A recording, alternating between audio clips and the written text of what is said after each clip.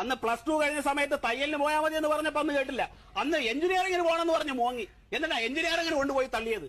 അന്ന് തയ്യലിന് പോയിരുന്നെങ്കിൽ ഇപ്പൊ വല്ല ട്രൗസർ കയറിയത് തുന്നായിരുന്നു, അല്ലെങ്കിൽ തലണക്കവർ തുന്നായിരുന്നു ഇല്ലേ? എന്റെ അച്ഛ തയ്ക്കണമെങ്കിൽ എഞ്ചിനീയറിംഗ് പാസ്സായാലും ചെയ്യാം.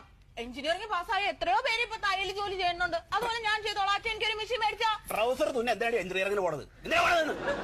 ആ മാനേജറുടെ കാലും നക്കി തുടച്ച് 1.5 ലക്ഷം രൂപ ഉണ്ടാക്കിയിട്ട് അയാൾക്ക് കൊണ്ടുപോയി കൊടുത്തിട്ട് നീങ്ങോട്ട് ഒരു അവസാനം 100-ൽ 3 മാർക്ക് വാങ്ങി വന്നിരിക്കണവള്.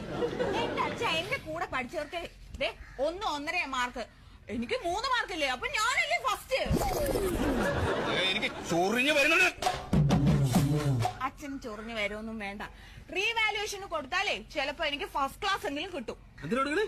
അതായത് എന്റെ മാർക്ക് പുനഃപരിശോധനയ്ക്ക് കൊടുത്താൽ മതി. എടി 3 മാസം ഗർഭിണിയാണെന്ന് ഒരു ഡോക്ടർ പറഞ്ഞിട്ട് വേറൊരു ഡോക്ടർക്ക് പൈസ കൊടുത്താൽ 9 മാസം എന്ന് പറഞ്ഞാൽ എഴുതി തരുമോ? എന്റെ അച്ഛ അങ്ങനെ സംഭവിച്ചിട്ടുണ്ട്. എവിടെ? നിന്റെ കോളേജിലോ?